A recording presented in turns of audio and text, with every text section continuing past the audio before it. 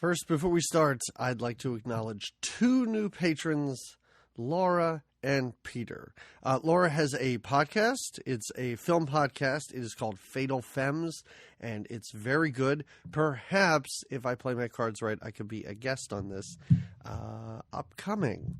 And I'm only saying this because I know I will be. So go in, subscribe to Fatal Femmes because Laura is amazing. Our other patron is Peter, as I said, and I don't think Peter has a podcast. If I'm wrong, Peter, reach out, let me know. All around, he's an amazing person because he is Patreoning our podcast. So whether he has some creative endeavor of his own, that doesn't matter. And by it doesn't matter, I mean, Peter, reach out to us. Let us know if you're doing anything that you want us to plug. We will do so. But thank you both for becoming patrons and supporters of the show. Remember, if you want to be as amazing as these two individuals, go to patreon.com/goodtimesgreatmovies. For $5, you get all of our back content, all of our bonus episodes. I believe it is up to 10, 12 full-length episodes that no one else has heard or possibly will ever hear. And for $15, you get to program an episode of our show each and every year. So head over, even if you're not sure if you want to Patreon us. I'm not using that word correctly. Check it out. See what's available. Maybe you'll decide to do so. Patreon.com/goodtimesgreatmovies. Okay, let's get on with the show. No charm, no personality, no charisma, no humor, no catchphrase. Jamie, Let's go watch Chuck Norris in Code of Silence.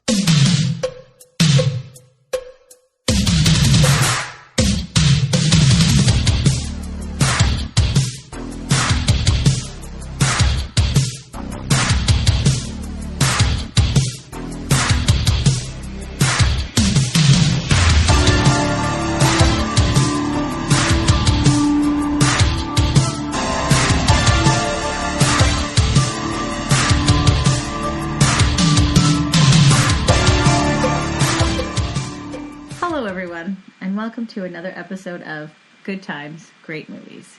It is here where we come together to speak about movies from the 1980s. It is me, Jamie Lorello, alongside DP McCambridge, to talk about yet another gem of the 80s. And I'll say gem because I'm going to misuse that word. That's why. Oh, Jamie, you had set yourself up to say because this movie is truly outrageous. Oh, truly outrageous. Oh, yeah, wait, let me back that up. I'm Okay, going to do great. it again. You edit it, okay? Yeah, I'll put that in. Okay, I'll say gem because this movie is truly outrageous. Truly, it's three trulies, right? Truly. Yes. It's outrageous. Nailed it. Nailed it. Guys, we're done. Episode over. Patrons, you got 20 minutes. Everybody else, 30 seconds. That's it. You piece it together. Watch it. This is a new kind of podcast we're doing. We're just going to tell you what we watch, and then you guys talk amongst yourselves about it. You said you piece it together. I thought you were about to call our listeners pieces of shit. You pieces of shit. You want more than 30 seconds of a podcast? Give us $5 a month. You pieces of shit. I had to watch a Chuck Norris movie. Never in my life have I watched one. Now, I can't say that. You'll be washing your eyes with soap for days after this trying to get it out. It's not going anywhere. Nope, it's in. Oh, it's in. That tight brown leather jacket that he's wearing. What about so the many beginning? zippers and snaps all over that thing? In the very beginning, they're undercover, right, in Chicago. And he's an undercover garbage man, I guess, is what he is. He's an undercover cop, Jamie. No, he's but not I mean, a garbage he's man. undercover. He's undercover as a garbage man. Yes, right. But he's got this like red handkerchief tied around his neck and this like fancy vest. He's like the most well dressed. Garbage man. It's a very kicky scarf that he's got on, and and what are they doing? Like, what garbage truck drives under train tracks to get garbage? Like, who's putting cans out down there? I don't know. It's not a good undercover operation. No. And the amount of people involved, it's like the entire Chicago Police Department. The whole police department. And they're all in different places. Like, why are the two... Why are they in the cemetery? In the cemetery. I don't know. They appear to be miles away and are the first on the scene. Uh-huh. But then there's another car that's supposedly parked right in front of the building and can't figure out why those mysterious painters come in. And they're right in front of the building, and it's Chuck Norris that tells them, or I think it's Chuck Norris that's like, that building's being demolished. Why are painters in there? How did they not see that? After there is so much gunfire, it's ridiculous. Yeah. It takes Chuck Norris like 20 minutes to find this apartment. Like, he didn't know where any of this was happening. Yes.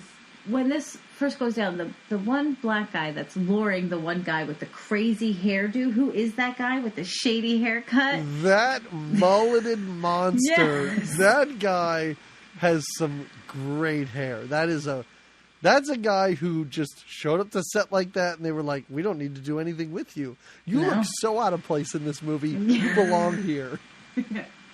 Too bad he dies early on. I know. I wanted a whole movie. I wanted him to be the I wanted to follow that hair. I wanted to keep seeing where the hair would go and if it moved much. But so wait, was that and remember, one guy... don't be conspicuous. Just walk around with a trombone case. Just in the inner city, terrible neighborhood, wear a suit with that mullet and a trombone case. You're not going to You'll totally blend in. Yeah, you're totally blending in. And wait, so was the other guy... He wasn't setting him up with the cops, was he? The other guy that was setting him. Brought him? He was. Okay, he was. Yeah, because he's the guy who's in the car at the beginning. Like, he's like, check, is this mic working? Blah, blah, blah, blah, blah, blah. Yes. Okay. Yeah. Okay. And I thought this movie, like so many 80s into 90s cop movies, were like, your partner's killed and you are avenging your partner. I swore that's what this movie was going to be. But nobody at any point is like, oh, that poor one of our fallen officers. Like, nobody mentions this guy after this. I mean, which made me think, okay, maybe he was the guy they brought in, and he's like, listen, you let me go, I'll get you. But they never say Made that. a deal? No, they don't. Yeah, he just appears to be undercover, and they don't care that he's dead. No, well, there was, like you said, there's a lot of bloodshed that happens. But Dennis Farina cares more about his boots that the paramedics have to cut off of him than his dead They cost a lot of money, partner. He points out, They cost a lot of money. In the bar, we hear $17. I know it's 1985, and I know it's a police salary, but come on, really? Yeah. You're still talking about those boots like 5 weeks later? Oh, Dennis Farina, you didn't want to be in this movie, did you? No, that's why he got shot in the foot. Yep. He literally shot himself in the foot. Oh, God. All right. So anyway, what we're building to is Chuck Norris is a cop along with Dennis Farina and a bunch of other people who don't have names except for the keep the change and filthy animal guy from Home Alone. So they're all cops, and there's this drug deal that goes bad, and their informant or whatever is shot because while they're all undercover, they see a bunch of painters get out of a van. And we know from Going Ape that criminals dress like painters all the time. Like, I was clued into what was happening well before anybody else in this movie. This Hispanic gang is killed by, what would you call them? Chicago gang? Chicago Mafia? Spanish Mafia, and I want to say the Lunas are the, like, more Italian. Or They're maybe just Chicago-based. Let's just say Chicago-based. The Chicago-based Italian Mafia. Let's just call them that. Yeah. So they're the ones dressed up as painters, and they just open fire on all these guys dealing drugs. And it even takes the cops by surprise. The cops didn't expect this to go down. No, right. Of course the cops don't. Right. So in all this chaos, they go over. Do they steal the drugs or do they just steal the money? I think they just take the money. I think it's just the money that they take. I do I'd never seen that before. So before everybody is killed and the deal is starting to go down, our friend with the fancy hair, he is testing the drugs, and I've never seen. Usually, you see them like lick the cocaine or whatever it is. Yep. But he puts some kind of like Kool-Aid dye on it, and it Yeah. turns pink, and he's like, "That's the color I want." I've never seen that. I have You seen that in movies before, yeah. Is it another Chuck Norris movies, or is it? You think that's just Chuck Norris's thing? He's like, nobody's doing drugs in my movie unless they're at an art gallery. If so, they can do drugs. What the heck was that scene even for? That art Don't know. It was to get Chuck Norris in an art gallery so he looked sophisticated for 10 minutes. And then he makes the phone call in front of the people doing the drugs to the precinct. He's like... That is an amazing scene because he walks up to her and he's like, do you know what this painting means? And she goes, "You're a cop, aren't you?" I'm like, Yeah. Jesus. That garbage man get up wasn't fooling anyone, Chuck. Yep, you're a little too obvious, Chuck. I think it's the beard. I think It's the beard. He looks like a beard. cop. He looks like a narc. Like he's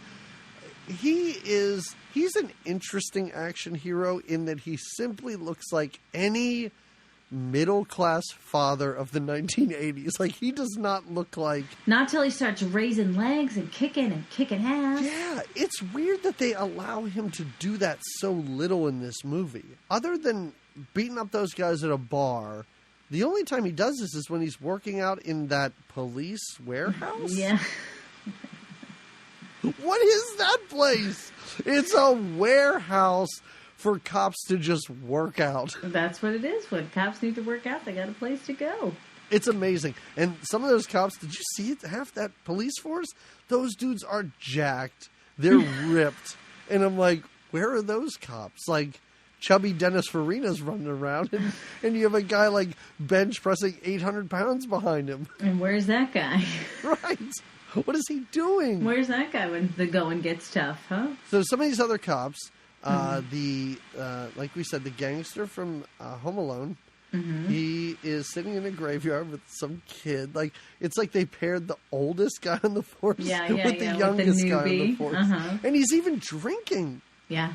He's got like a flask. Oh, were you about to excuse this behavior? No, I'm not excusing it, but officer? I'm saying that's what leads up to his poor choice later on, I feel like. Is it? I mean, is it, or is it just one of many reasons? Well... I mean, we don't get much of his backstory, but, you know, at one point even Chuck Norris was like, I don't know, I didn't want to be a cop 5 years ago. So. Yeah, he wanted him off the force for a while. Well, he's been with he's been a cop for like over 50 years, I think, or 40. 50 years? 50? Yeah, well, how old is this guy, Jamie? He says he's been on the force for a long time, maybe 40. I don't know. I thought it was like 30 years, but anyway, maybe. It doesn't matter. It's a long time. It's a long time to be a cop. I get it.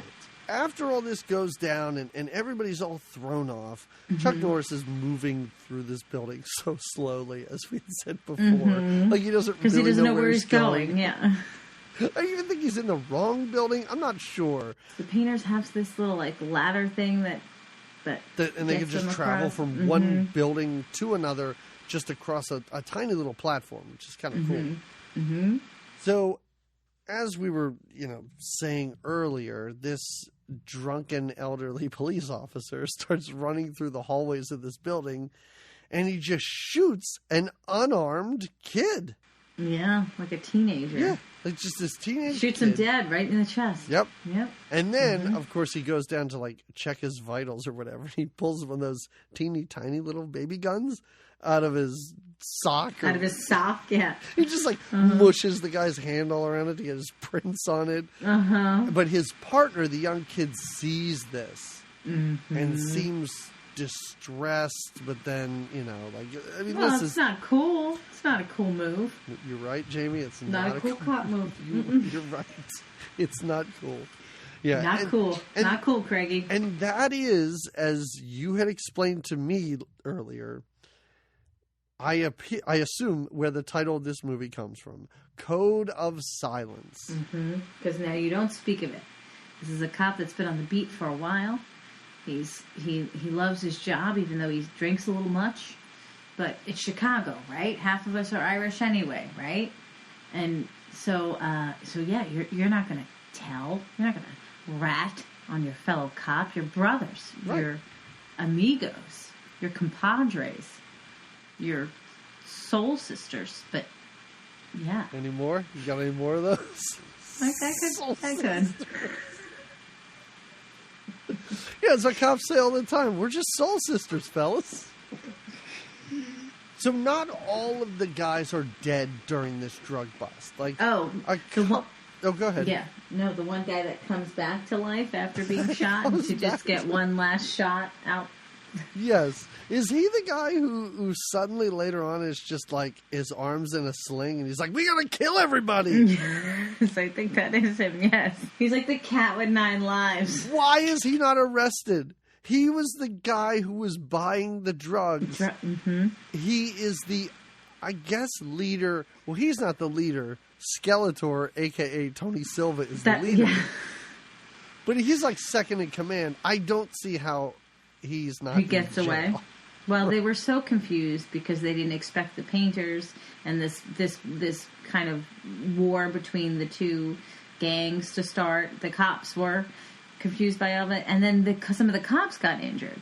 So even though Craigie, our old man cop, shot the one kid on accident, or shot the one kid and covered it up, Chuck Norris's partner gets shot in the foot. I think Dennis Farina, who earlier in this movie is trying to solve a Rubik's Cube for some reason. Yeah, I like it. I don't know what he's Chuck doing. Norris just hands him a Rubik's Cube at some point, and he's like, these things are... Oh, these! Did you ever see one of these, Chuck Norris? So all this nonsense happens. They take a couple of the Mexican guys, Mexican, Hispanic, into the station. There's like 4 cops interrogating 2 guys in the same room. That doesn't appear to be real police work. No. And they're all bad cops either. One runs up and yells at them, and the other guy's like, wait, it's my turn to yell at them now. And then the other guy's like, oh, you thought they were bad. I'm really terrible. I'm really angry, yeah. And Chuck Norris is just sitting there silent and finally stands up and goes, I don't know, I'm out of here. Like, that's pretty much Chuck Norris's performance. I am puzzled by the appeal of Chuck Norris. I am too, I have to tell you. Yeah, and I had seen his movies before and never been all that impressed. Yeah. Like, a lot of his movies, the movies he did for Canon Films, where he's basically playing, like, your everyman Rambo. Like, okay. You know, just Chuck Norris like pretending to be Rambo. Okay, yeah. But the production values are so low, and they're such terrible movies. Like, they were humorous for that reason. Yeah. But, man, I don't get the appeal, because he's not emoting. Some of my favorite scenes was him trying to comfort that girl, and he seems very uncomfortable with when this. she's like, can you just hold me? Can you hold me? Yeah. And I was like, I doubt that was in the script. She's directing him. She's trying. She's in the scene. And he's not, he's got little to give. Well, the younger cop says something about like how he stays so cool and calm under pressure. And I wonder if that was supposed to be Chuck Norris's appeal. But I'm sure, but still. It comes off as bland, I That agree. young kid in that bar, the young kid, he still looks like he's about 30. But in that bar, like, he's practically crying, like, breaking down, like, I don't know what to do. This is, like, my conscience is destroying me, my life, my career, my family. And Chuck Norris is just staring blankly back at him like, I don't know, do what you got to do. Yeah, I'm you outta know here. what you got to do. Well, you don't have a beard, so I can't take you seriously right there. You don't have a beard or a wacky perm like my other partner did. Yeah. Or a wacky perm. Yes, so I'm not sure how seriously I could take you, babyface. Okay? I was waiting for him. Like, it's so like this character. I was waiting for him to walk into that bar and, like, order a tall glass of milk. Like, I was just like, that is who Chuck Norris is. I assume as a person in real life as well. But certainly in this movie, he doesn't play a tough cop. He just plays a bland everyman. But it's like, he's a cop but doesn't want to fit in with the guys. He doesn't seem to enjoy being there. He kind of is a robot. Yeah, he goes in just even that he does get in some trouble because his mission went awry a little bit, right? Yeah. So the chief kind of yells at him, and that's when we see the most emotion from him, when the chief is yelling at him that his mission went wrong. And the emotion comes, if you watch carefully, it's all in the jaw muscle. You just see his jaw like clench and unclench. Yeah. Did you think the director was just like, Chuck, can we just get you a piece of gum or something? We gotta do something here. Just chew gum during this scene. Just do anything. I think that's what he thought they said, okay, so you're going to be upset because you're getting scolded because your job, your whole mission kind of went awry. And this was him getting upset. Because like you said, later when he's got to comfort the girl, and even he finds out the girl, when his dad's best friend or whatever is killed, he's just like, oh, man, that sucks. There's no real, she's not going to take this well when I meet her. Yeah.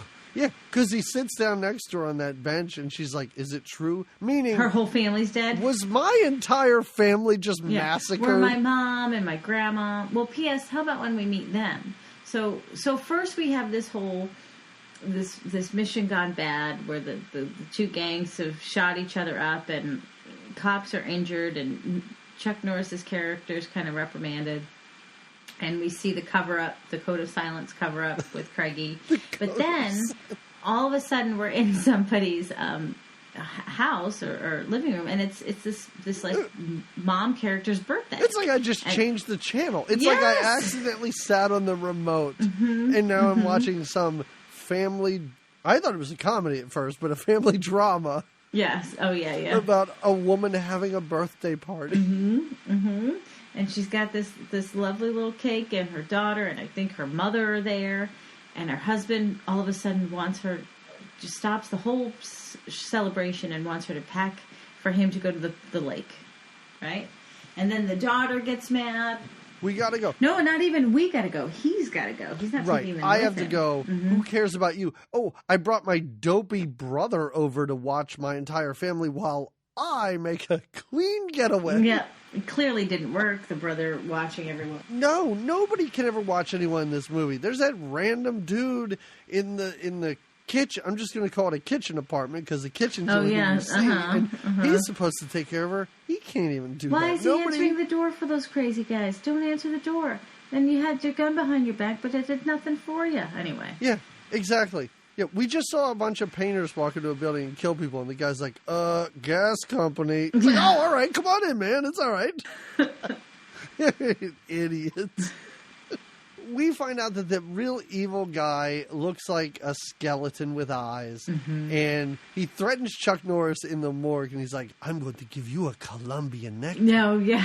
You know what that is? And I was like, please describe a Colombian necktie. And he does. Yeah, he does. Like, he gives your us full description. and pull your tongue out, and it looks like a tie. And later on, they pull a sheet off a guy, and they're like, there's a Colombian necktie. And I was like, please show me this in this movie. And they don't. No. I was a little bummed out by that. I wanted to see some, like, gory makeup work, but I'm sure Chuck Norris was like, not in my movie. Not for me, no. Also, no smoking on the set, anyone. I need my 8 hours of sleep. This guy, this Home Alone guy, the Home Alone gangster, he's in a bit of trouble. Right. Because there has to be an investigation. Right. So somebody, one of the other guys, is walking around the precinct just with the petition. With the petition. And the young kid, like, reluctantly signs it. And Chuck Norris will not sign it. He's like, nope. I've told you 3 years ago I didn't want this guy on the force, and I'm not signing it. Yeah. And at this point, Chuck Norris does not know that he shot that kid by accident. He just doesn't like him. He's guy. like, Craigie probably did something. I believe it. Yeah, if it's bad, Craigie did it. Oh, it's another petition for Krager or whatever?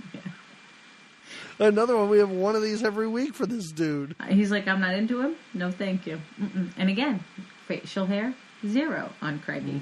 And he's got minimal hair in his head. So there might He's be... an older guy. He's an older guy. Yeah. What do you want? Well, I'm saying there might be these parameters that Chuck Norris has. All right. Because if Chuck Norris ripped off his shirt, like, he's probably got so much chest hair. I'm sure of it. He is a hairy dude, I am sure. But I bet it's all well maintained. Oh, of course. No, it's combed and brushed regularly. Combed and brushed. Just combing and brushing. That's what I do to my back hairs and my chest hairs. I brush the back hairs, you see, and I comb the chest hairs. Oh, hey, what about when we meet the police robot? And I was so happy when a robot showed up in this movie. I know, it felt like RoboCop a little bit. And for the longest time, I went, oh no, we're never going to see that robot. Oh my God, the robot's back! Well, I wondered why we're getting this full introduction to who, by the way, I love that the Diane Court's dad from Say Anything is the guy that's showing off the RoboCop. I was going to call him Fraser Crane's dad. Oh, but yeah. Uh-huh. So, famous father shows up with a robot. Uh-huh. And I was like, whoa, that's all this dude is. He just wandered onto the set for a day. Just to be the robot guy. The guy. But he does like it's the same idea as in RoboCop. Like, oh, we have this machine and it's gonna replace all these cops, and all the cops are threatened, and they kind of like Chuck Norris, being the wet blanket that he is, like walks out of this meeting, and the robot turns on him and is like, "You drop your weapon now." And so Chuck Norris, instead of taking on the robot, because you can't take on a robot, he points his gun at Fraser's dad, who has the controls, and tells him to drop it. And he's like, you see, you can't replace cops with machinery. I'm out of here unless I need it later. That robot sucks unless I, Chuck Norris, am in control of it. Unless I call upon it. Mm-hmm. I didn't really love this movie. Spoiler. Okay. Yeah. But there were moments where this movie kind of had me. You saw it was leading you on a bit. Yes, like yeah. The whole bar scene where those guys try and rob a bar full of cops. Like, so there's the one bar scene when Craigie's old partner, or the young kid, kind of has the heart to heart. Yes. But then later on, I don't know what that one's about. When the two guys go into the don't know, because it happens earlier that night. That happens like a half hour before that guy breaks down. Mm-hmm. And I love how the cops like never come to pick those guys up either. Like the joke when Chuck Norris walks in is like, I don't know, we called the precinct. They thought we were lying, so they didn't take him. I'm like, so they're just handcuffed to a radiator? Yeah, hanging out at the bar with the rest of the cops. And that was the whole thing, that the two of them are preparing to go into the bar to rob the bar, I guess. I was so ready for them to be like working with one of those gangs. Yes. Mm-hmm. And they were going to exact revenge on all these cops. Like I was waiting for a Lethal Weapon 2 style cop massacre scene. And it didn't happen.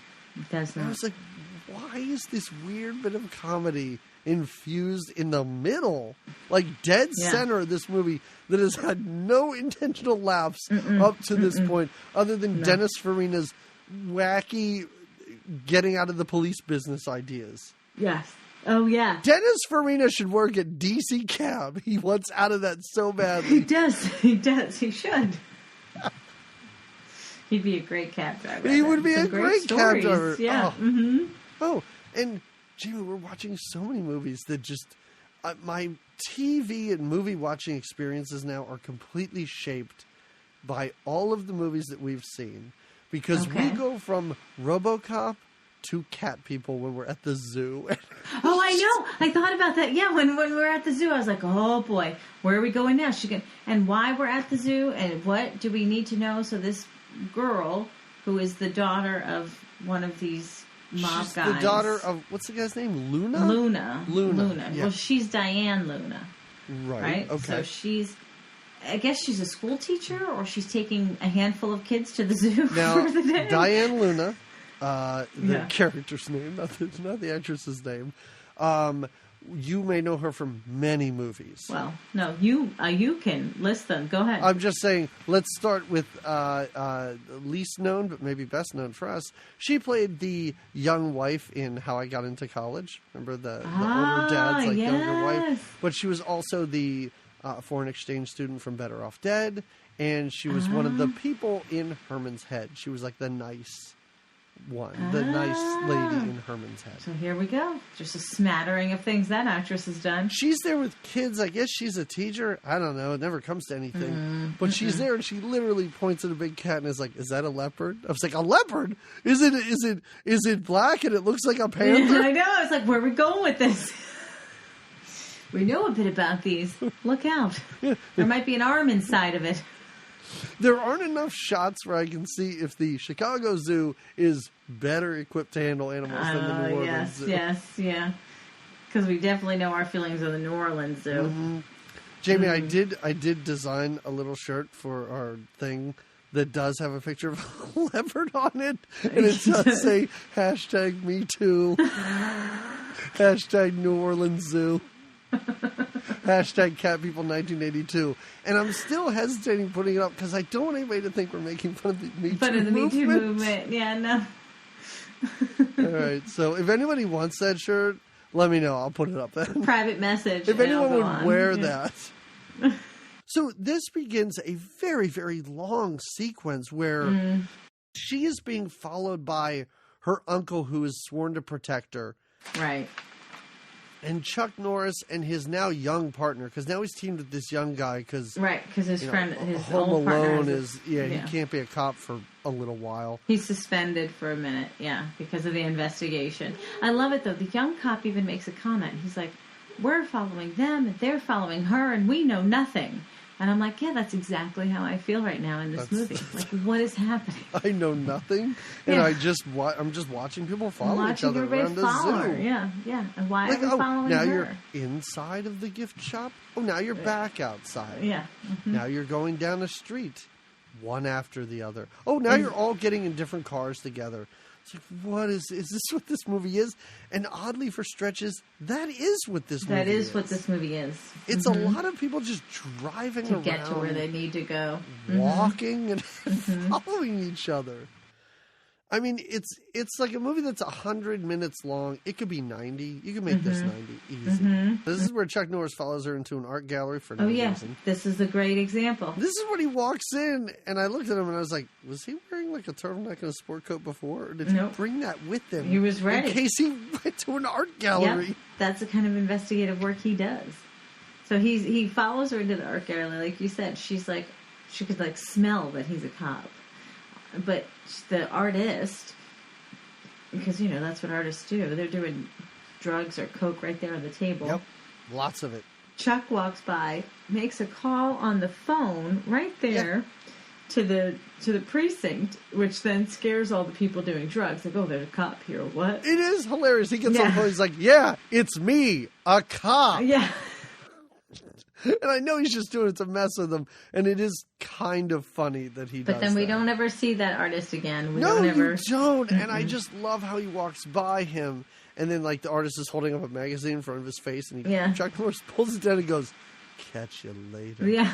And then walks away, and I was like, that is a chilling line delivered by this weird man in a beard. Trying to see how eclectic that Diane Luna's life is. Like, first when she's at the zoo with children, next minute she's at an art gallery with. She is living her life, Jamie. Yeah, and she doesn't because she doesn't really care for her dad very much, and even though.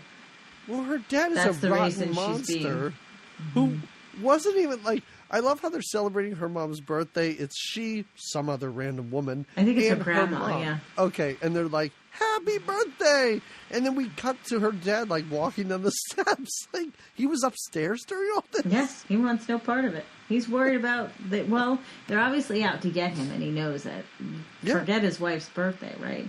But P.S., it doesn't take long before her family is killed. Isn't that like the next scene after the... Well, the next scene is... Oh, no, the funeral procession. The funeral procession that they drive through Silva. No, not Silva. I'm getting my characters and real people confused now. Luna. They drive a funeral procession of these guys who were killed in this drug deal through their neighborhood, like right in front of their house. And he even throws like a flower out the window. Yeah, and it gets and the uncle watching the house like stomps on it and rubs it into the ground.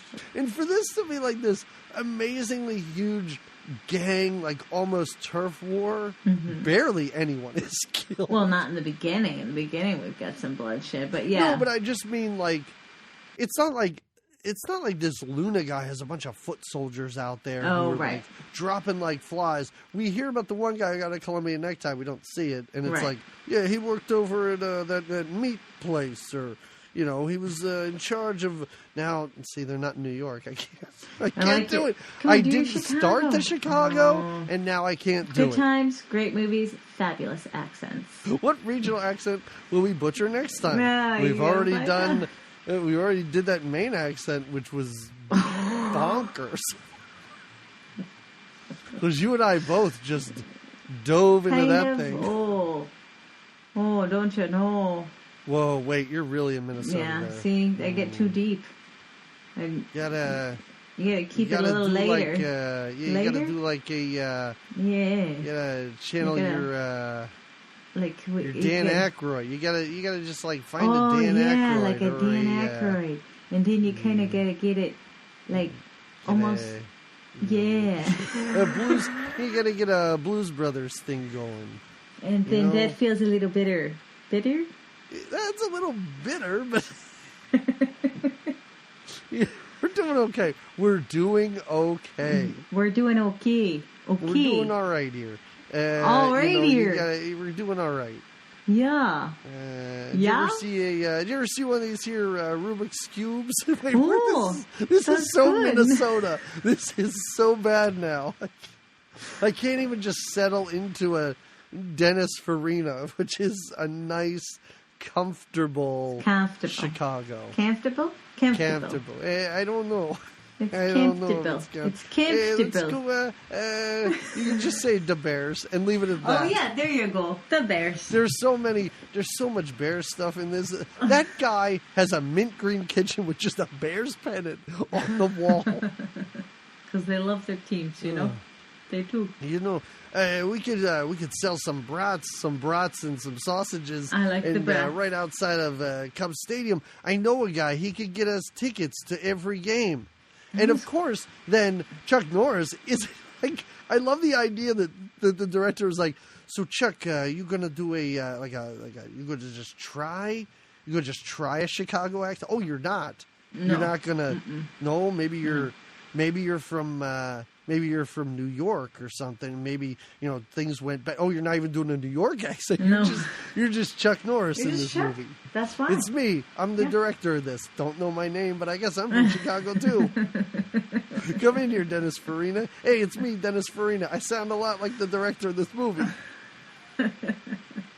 Oh, God. All right. So anyway, for some reason, Chuck Norris knows that the grandfather or father of Luna lives on a boat. Like, I don't know what is going on How when does he he visits know how his to get to the boat?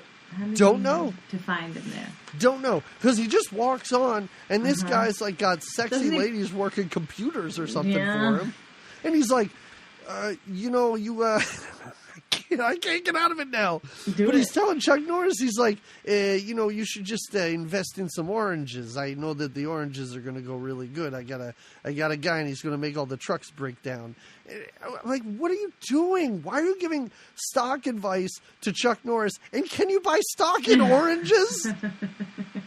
This is stupid. This scene doesn't make any sense. It's just so we can kill an old man in a car later on. Yeah, it's just to see that man. Well, and then doesn't Chuck Norris push somebody in the water?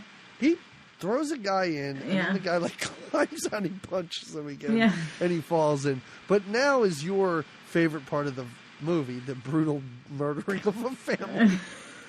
It's my favorite part. I don't know. You've been waiting to get here. I wanted to take us here, yeah.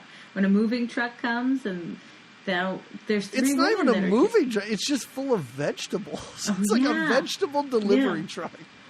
and they're right in front of the house that's supposed to be being protected, right? Yeah. And the grandmother, the mother, I love it because when they're all laying dead on the floor, the mother's hand's on the grandmother's belly, and she's clearly still breathing because you could see her hand going up and down. It's kind of like that leopard in Cat People. Yes. When I was like, they're making John Hurd drag around a live cat that they've tranked. That's good acting. That's like committing to that role. Like, there's a chance I could be mauled if this thing wakes up, but I'm doing it. I'm doing it for my craft. You wanted it, yeah. He's a for my professional, craft. speaking of Home Alone. What the hell is going on? Why are there all these connections out there? It's a vortex of sorts. Yeah. Oh. Well, so, yeah, her family's killed, murdered, shot to death laying on the floor, and now they're gone, and now they're after her. And Chuck Norris gets this on a phone call. And again, talking about the non-range of Chuck Norris, we only get his side of the phone call where he hears that all these people have been killed. He does not look mildly upset at all. And this girl that he, I don't know, possibly had a connection with at the art gallery, it's almost as if it was an afterthought, something he nearly forgot. He was like, oh, yeah, was there one of the girls like a teenager? Yeah. Oh, no? Okay, bye. Yeah. What are you doing? Why are you a movie star, Chuck Norris? I'm very confused. Maybe we should hear from our Chuck Norris fans if they're out there. Like, what is it about Chuck please. that you enjoy? I feel like Chuck Norris is... I feel like he is enjoyed on a very ironic level. In the way that I assume when I say... I love Charlie Sheen, people think that I am being ironic. Yeah. They don't know how serious I am about it. So maybe there are people out there that truly love Chuck Norris and appreciate him as a martial arts star person. Okay.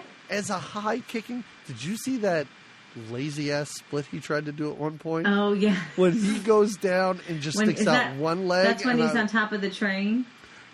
Oh, no. That train fight is the laziest, most meandering. Like, we don't have stunt doubles. Chuck, you got to do this. What? I got to do this? Yeah, you're going to have to do this. Well, I'm not taking more than baby steps. All right, let's just shoot it and see how it works. And that's what it looks like. No, but he's in the police gymnasium. And he, like, drops down while somebody's talking to him, and he sticks one leg out and, like, does a half of Van Damme. And I'm like, you are not fit to put on Van Damme shorts.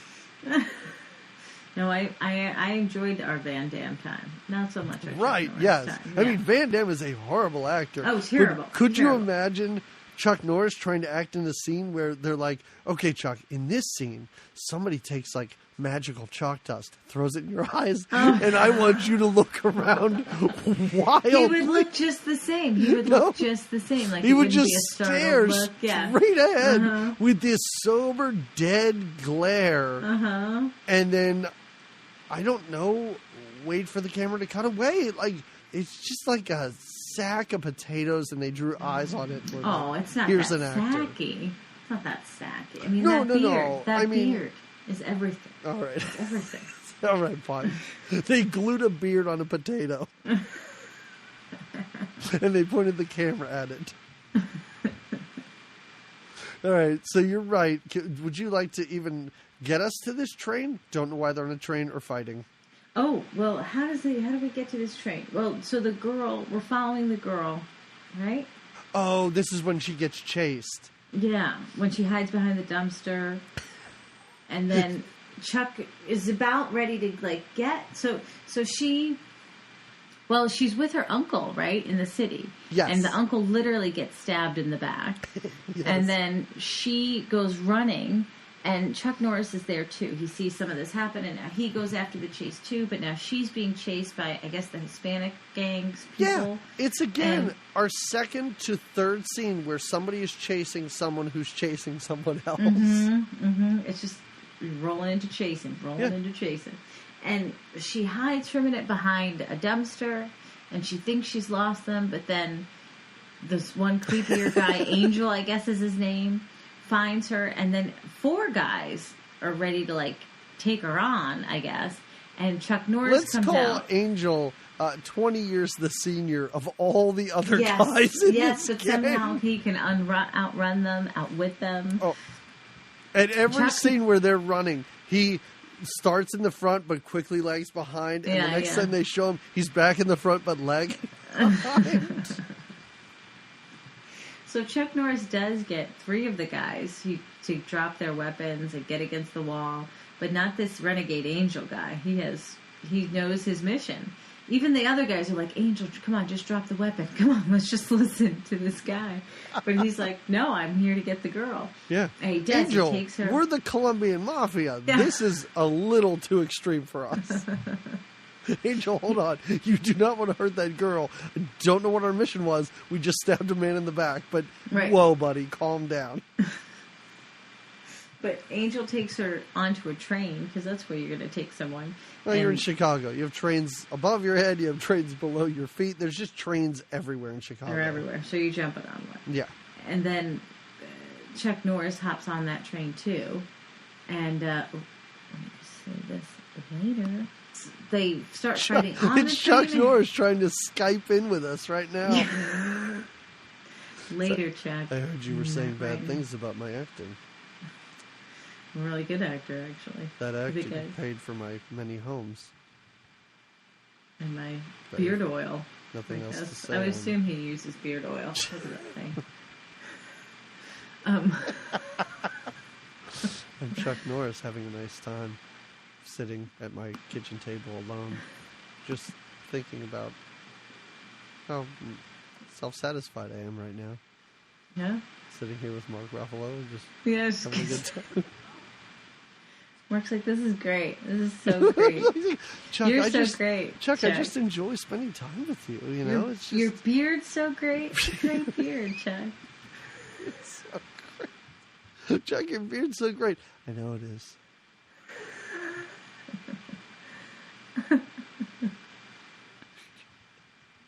Chuck, do you want anything to drink? I don't know, maybe like a juice box? Do you have anything that's not too spicy? Maybe? Not too spicy. I mean, you know, no. I like straws. I know that people are against them, but I like them. I prefer drinking out of straws. No crazy straws. Not a crazy straw. It's a little too intense for me. Oh my God! All right, let's.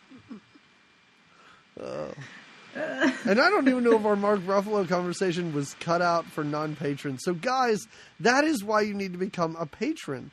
Yeah. Unless you heard it, then I'm just lying. Because why? Why is Mark Ruffalo hanging out with?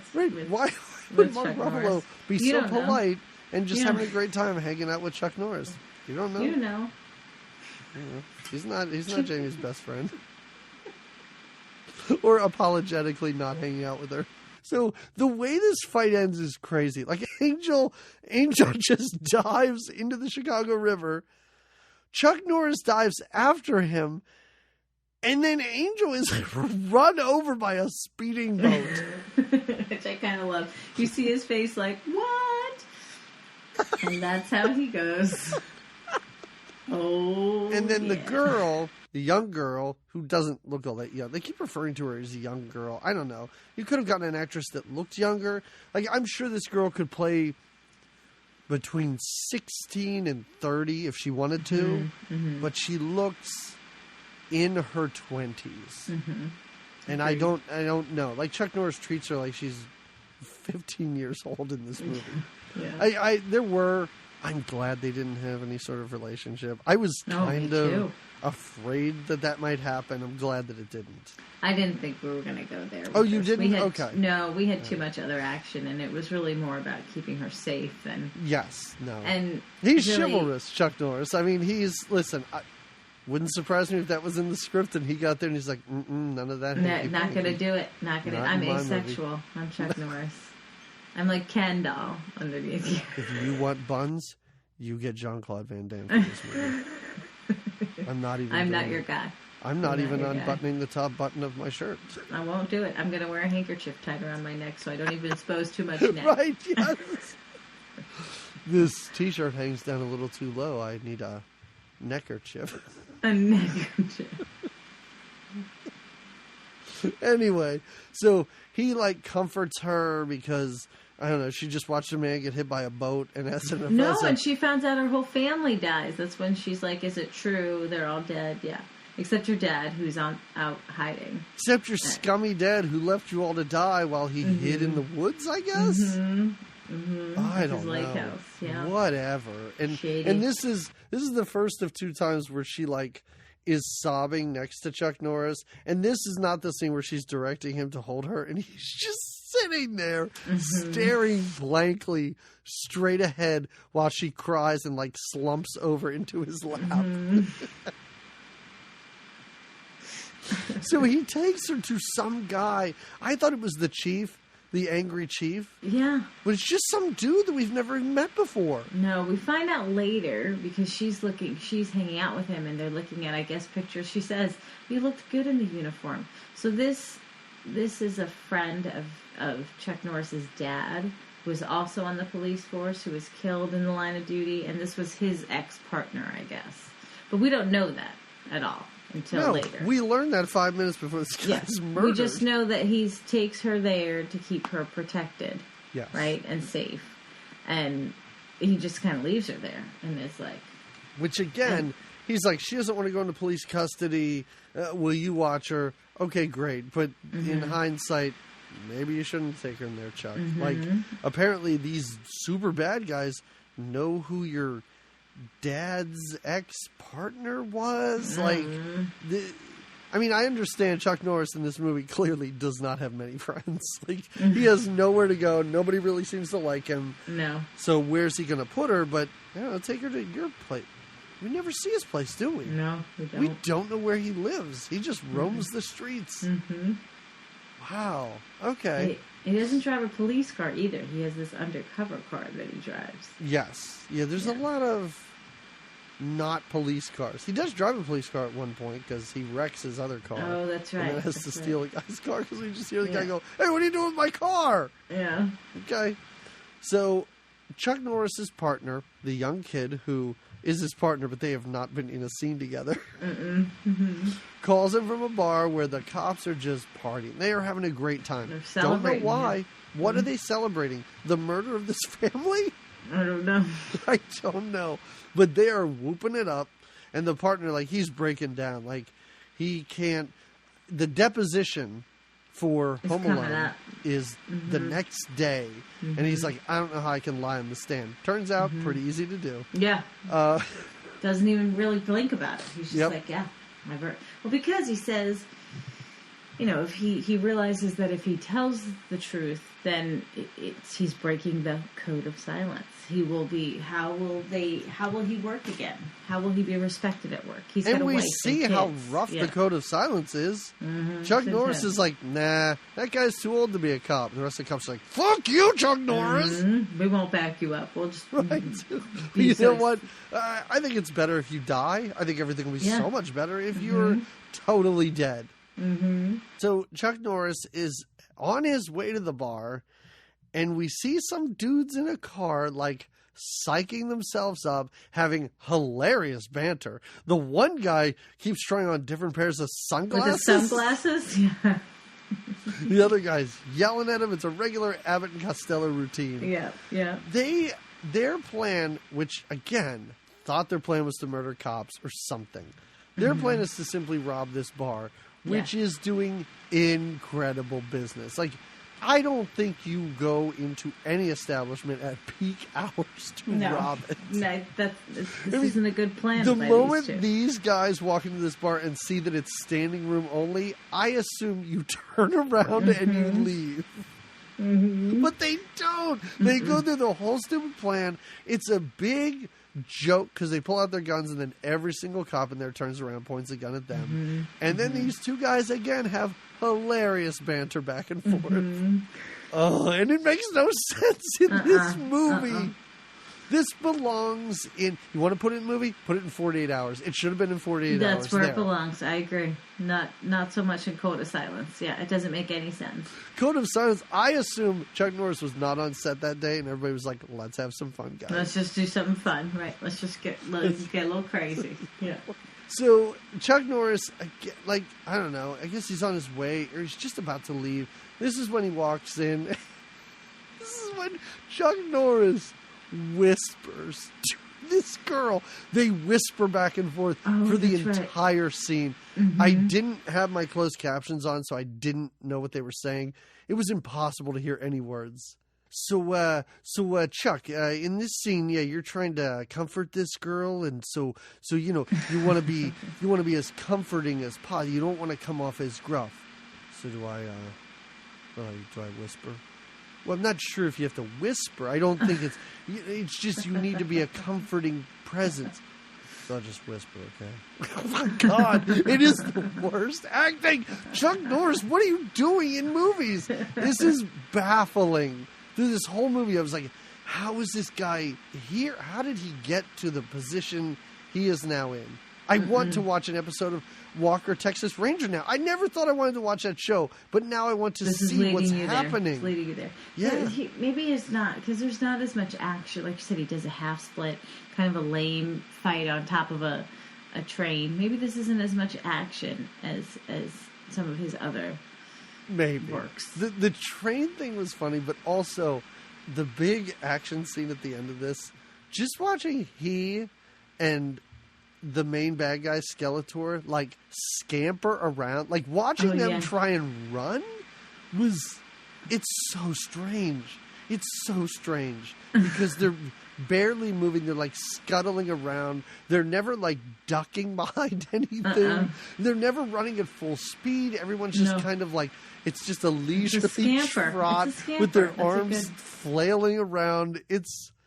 But anyway, Home Alone bad guy confronts Chuck Norris about not signing the petition. And Chuck Norris, like, it's again a part where you could act, but Chuck Norris is like, you know I didn't sign that petition, and just walks out of the bar. The end. No confrontation. Nope. He doesn't raise his voice. He doesn't do anything. So he doesn't call him out. So the next day, this friendly ex-partner is making the girl eggs. And, you know, they're having a great breakfast in that, you know, mint green kitchen that we have not left. Like, he doesn't no have other a real part to his apartment. Right? Yeah. I assume he sleeps in the sink.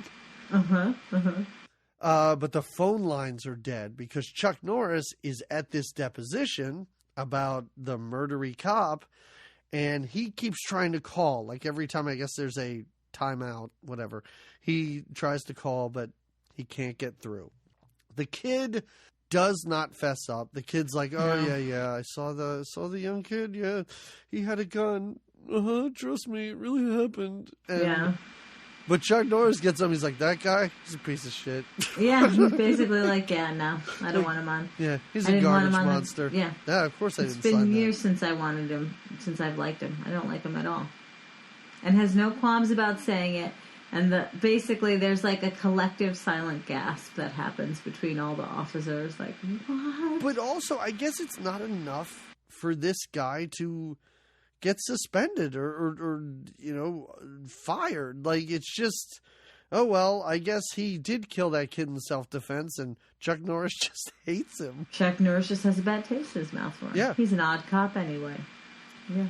But all the other cops, of course, because of this, don't want anything to do with him. And Chuck Norris, he goes and finds out that the guy that he left this girl with is dead. His buddy is dead, killed. He's been killed. And then he knows to go to some pool hall or bar. Yeah, he knows he's going to find, like, the leader, the leader of the other Frank gang, Silva, Skeletor, is there. Yeah. So he goes there, and none of the cops will go with him. So when he shows up, there's just a bunch of dudes. I love how he goes upstairs, and the one guy's like, hey, what are you doing? And he's doing coke, and Chuck Norris smashes his face into the mirror. Into the mirror several times. Every time they showed a close-up, his face isn't quite touching the mirror. It's very obvious. I noticed that. But he goes downstairs and he kind of like he's kicking these guys' asses, and then his one weakness, which is a pool ball, one guy just throws it in the back of his head. Down for the count. And then they beat the crap out of him. It's Bad News Bears and nobody when he's going to it's when he goes later to the factory that nobody comes for backup. When he goes to the bar... No. The bar really is the nobody's going for backup. This is when all the guys are laughing about it. Yeah. But then, what's his name? Dennis Farina. Dennis Farina, yeah. So Dennis Farina then appears to have walked to this bar. Oh, that's right, to check on him. It's like the next day he walks into this empty bar. And he finds Chuck Norris, and Chuck Norris is like, "Thanks for helping me," and then runs away. And his Farina's still hobbling around. What's in another this plan? cast. Doesn't he shout another plan out to him? Like, we could do Oh, this God. instead. He always I has forget. a plan. Yeah. Always has a plan. What's his plan at the end? It's the only one I wrote This down. is Doesn't when matter. now he gets news that the other guy, I think it's the news that his friend with the broken foot comes to tell him, is that the guy Luna is coming in and going to be at the bus station. Yes. Coming in from the lake house, and someone's going to pick him up at the bus Right, station. yes. So Chuck Norris heads to the bus station to meet up with this Luna There's a guy. car chase scene where the car flips at the end. Luna and the old man's the one that picks him up. The old man that was on the boat. He picks him up. The car flips, it explodes. They're all dead. Oh my God, their faces right before it explodes and they die. I am so glad that you took note of that because there's like 4 guys in this car. They have reaction shots from each one of them. Yeah, that's pretty When this great. car flips, it looks like a student film. It is so hilariously bad. How shocked and how each of them were like, oh, oh, oh. And then it flips, and it doesn't just explode. It starts to catch on fire, and then Chuck Norris can't open his door, so he has to climb out his window. And then he doesn't run away because he's Chuck Norris. He casually walks away as it explodes behind him. So then Chuck Norris, I guess, has this brilliant idea where he calls Skeletor because he has the guy's phone number. Whatever. He calls him for the payphone. He calls him and he's like, "I got Luna. Give me the girl. Let's meet at a warehouse. How does that sound?" So first of all, Chuck Norris that night goes back to the police gym warehouse. Yeah. And there's a guy in his office, watching movies with a woman. Oh, That? yeah. Don't know what's going on. I don't know, but he goes back to get the robot, right? Isn't that Yes. why he goes back? I didn't know it was the robot. Did you know it was Yeah. the robot? No. He but steals a once- big truck. Yeah. Right. And what's But in that big truck? It's the robot, and I was so happy. Because if the guys won't support him, he's going to find that this robot will. Right. Even the kid that he protected. We see one scene of him sadly walking the streets at night. He's not even supporting him. Nobody's supporting Chuck No. Norris. So he has to go for, He's a I one-man assume, show. his real friend, a emotionless robot. So the bad guys are at this, waterfront warehouse seedy area where I guess they decide to make the exchange Luna for Luna Jr. And so Chuck Norris, all the bad guys are preparing. They're like, "You get on this roofs there and you shoot him and you hide behind a bunch of bricks and you go over here." So he stole this robot. And this robot does pretty much all the damage. Yeah, the robot's the one that blows everybody up and gets all the... But doesn't Chuck also have a crazy, not missile, but he's got some crazy weapons himself that he brings in. Yeah, he's got a rocket launcher that he shoots at the door and it blows the doors into this warehouse. And then he walks, I love when he walks in because he's got a shotgun and that big ass remote for the robot in his hand. Oh, yeah. It is huge. And then everybody starts shooting at him and he scampers away. And then the robot comes in and murders everyone kind of for him. Yeah. I mean, he kills some guys, yes, but the robot does the bulk of the damage. The robot helps take care of most of it. Yeah. Yeah. Meanwhile, the girl is hung up by her wrists, right? Or something.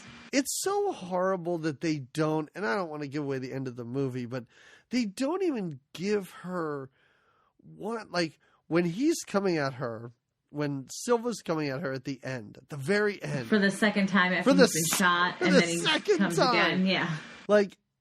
I was ready for her to grab onto the chain and and kick hi-ya him. Yes, Yeah. They don't even let her do that. it just has to be this lazy stroll over by Chuck Norris, and then a slow motion gunshot by him. Slow motion gunshot. Carries her out. Oh, it's so terrible. It is pretty brutal, though, because it's down to Chuck Norris and Henry Silva, and he's like, "You just killed the girl," and he grabs a hammer. Oh, He's yeah. gonna hammer He's her gonna to hammer death. her head in, I guess. Yikes! That is kind of gross in a movie that didn't need to be gross. And why? The guy they needed dead is dead. The Luna guy is dead. Why do they have to kill her daughter? The daughter. She's got nothing to do with any of it. There's no reason for any of this. There's no reason for this movie. It's nonsense. But all the cops show up, of course, after everything has happened, and Chuck wins the day. The girl's taken away by paramedics, and Dennis Farina shows up with, "Hey, Chuck Norris, how about some mail order Christmas tree? You know, everybody likes a Christmas tree. Sure. Hey, you want to sign my cast?" I like how the cops are signing his cast in the bar. I thought that was kind of funny. I thought that was funny too. And the one guy's like, he's like, "What are you doing? You're taking up all the room. Other people got to sign this."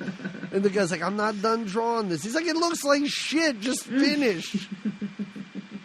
That is Code of Silence from 1985, released this day that this episode comes out. This exact day. Wow. This exact day in 1985, this movie came out. Well, did you like the movie?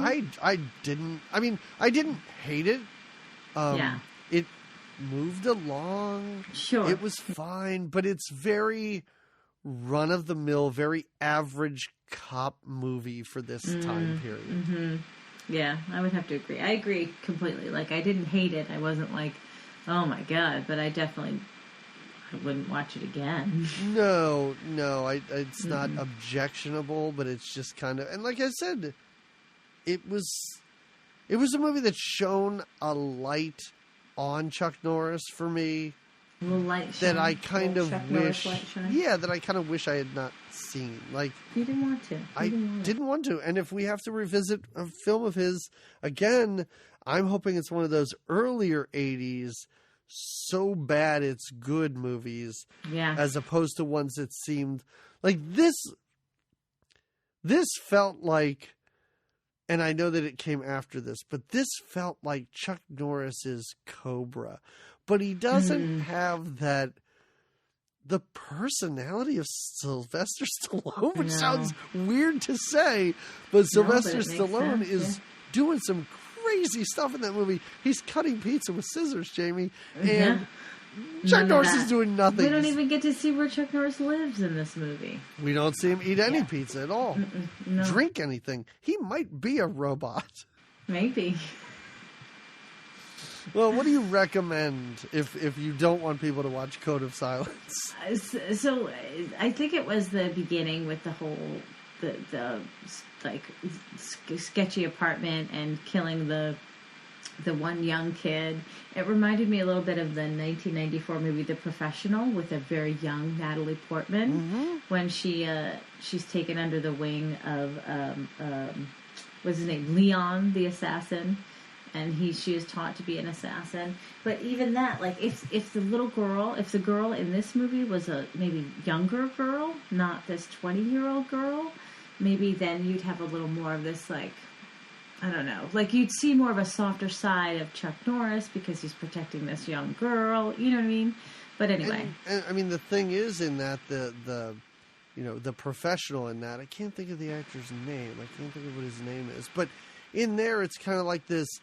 He doesn't want to become emotionally attached to this girl. He doesn't want to feel like he needs to protect her, but he does. And it's like this, his conscience is fighting with itself, and there's emotion there. And also, Gary Oldman's performance in that movie as the crazy bad guy is amazing. It's amazing. I agree. This just doesn't have any of that. This is so flat. It's like a dead fish. Dead fish in it. Like a dead Chicago fish. What about you? What's your recommendation? Well, you had given me my recommendation before we started recording because I didn't have one. How can I not recommend Home Alone? And everybody's seen Home Alone. I get it. But watch it again. Watch it again. Why not? It'll make you happy. I once sat down and tried to figure out how many times I had seen Home Alone. And conservatively, the number was 200. What? Like the There movie was- in its entirety? Yes, that many in its times? entirety. It's the only movie I've ever seen in the theater 3 times. Oh, 4, because I took my kids to see it. They just showed it in theater near me this past Christmas. It was great. Oh, Yeah. fun. But there was a summer where my sister and I watched it every day for the entire summer vacation. Oh, my. We ate breakfast and watched Home Alone. And watched it more than once in the day? And then in college, now we went to college, folks, before you had cable in the dorms. So the Oh, right. best you could do was to have a VCR and a bunch of VHS tapes. And I would put in Home Alone nearly every morning while I would do work, and it would just play in the background. So technically I didn't see it, but I it was heard still the whole part of your thing. day. Yes. Wow. Let's talk about the fact that we are going to have a Twitter poll up for everyone because you are all going to vote on the movie that we are going to watch for our 4th anniversary. Oh, can you believe 4 years strong? I know. End of May. I think it's Uh-huh. I think it's literally May 31st. Will be the day that episode comes up. We are going to do a documentary. Yeah. And because I said my prep for this episode was so bad, I did not write the documentary names down. So, Oh, what you want to do is you want to pay attention to Twitter because the day after this episode comes out, I will put that poll up. and you will get to vote. Yes, there will be 3 to maybe 4 movies you can vote on. Not sure how many yet, but it'll be different. It'll be different to cover a documentary. I think, Yeah. and I think we picked ones that were fun. There's room for us Yeah. to make fun of it, even though the subjects may be somewhat serious. There's room for us to learn from them. Right? Yes, you know what? We're all about educating our audience. That's what we are. Yeah. Anyway, Jamie, get ready for more Midwestern accents. Oh, I can't Because next week, 2 weeks from now, we are going to watch a David Lynch movie. wait. Oh, My you'll love a David Lynch. Favorite director. So excited. And we're going to watch, because we're part of a network called the 25th Frame, and on that network there are several Criterion-based podcasts, and I thought this would be a good reason, because Criterion is putting out a really nice Blu-ray edition of Blue Velvet. Oh, we're doing the Blue So Velvet. we're going to do Blue Velvet. And the Yeah. Midwestern accent is only David Lynch's. Kyle MacLachlan does not have a Midwestern accent. Laura Dern does not have a Midwestern accent. Dennis, why can't I think of his name? Not Dennis Leary. Not Dennis Quaid. Not Dennis Quaid. Dennis, the one that's dead. Easy Rider. Dennis Hoosiers. Oh my God. Dennis Dennis Hopkins. No, Dennis Hopkins. Hopper. Yeah, Hopper. There you go. Dennis Hopper does not have a Midwestern accent. So, Jamie, I don't know. Have you seen Blue Velvet ever? Yeah, long ago. Okay, all right. Yeah. Because I think we should decide which one of us is going to drink Heineken and which one of us is going to drink Pabst Blue Ribbon. We will figure that out, folks. You maybe have one of each and watch Blue Velvet and listen to us in 2 weeks. And after Blue Velvet, after our Blue Velvet episode, we will announce the documentary that we are going to cover for our 4th anniversary episode. After y'all vote on it, that is. After you vote on it, we will then announce it. Yes, Yes. exactly. Those are the All right, steps. everybody, have a That's the great process. couple weeks, and we'll talk to you again soon, mid-May. Goodbye. That was my try.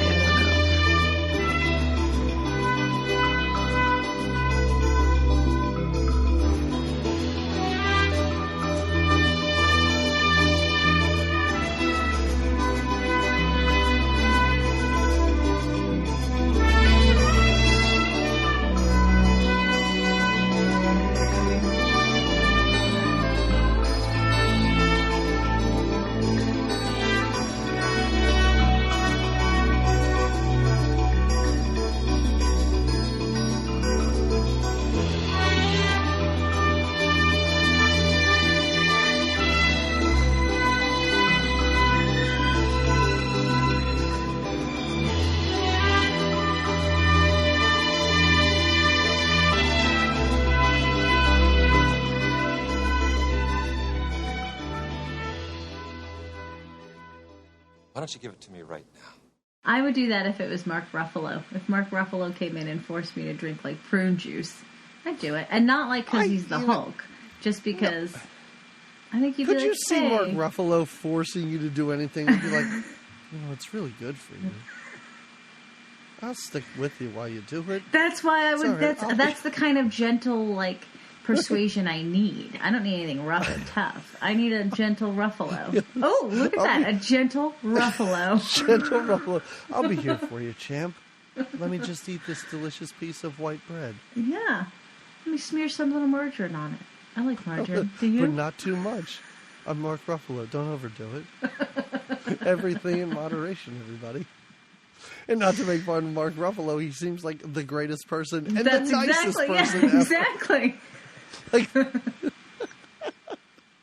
if you asked Mark Ruffalo to like come to your house, he'd probably be like, "Oh, I'm so sorry. I would love to. I really would. I have something to do. Maybe I'll take a rain check on you. Yeah, I'll take a rain check. Give me your address. Yeah. I'll let you know. Okay. Give me your address. No promises, but no disappointments either. No disappointments. No. And don't refer to me as the Rough. I know you think it's a cute nickname. It sounds clever, I appreciate but... it, but, I'm Mark to you. So over the next few episodes, I want to highlight a different show that is on the network that we're on, the 25th Frame. And so today I'd like to talk about pretty much the flagship show of the network.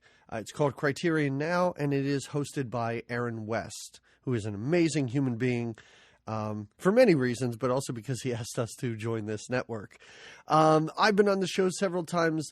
It's Aaron West talking about everything Criterion. If you are a physical media nerd like myself, it is definitely a show you want to listen to. It's normally weekly, maybe 3 times a month-ish, and it sort of just goes through the news of the Criterion collection, sort of what they have coming up, going over new releases, talking about rumors, occasionally getting into specific film, and also occasionally jumping outside of that brand, of that distributor, and talking about other boutique labels like Arrow and Indicator. It, again, is a physical movie, physical release. I can't even think of the words, nerd's dream. So take a listen to the show. You'll enjoy it. Every now and then I come on. So it's certainly worth checking out. The other thing is go to the 25thframemedia.com. You can see a list of all of the shows there. And there's actually a master feed. So if you want to listen to, let's say, 4 of the shows on the network, 2 of the shows on the network, perhaps all of the shows on the network, just subscribe to the main feed, 25th Frame. Find it on iTunes, Stitcher, wherever you get podcasts, and our show will always come up there when it is released. Okay, thank you very much, and we'll talk to you again in a couple weeks.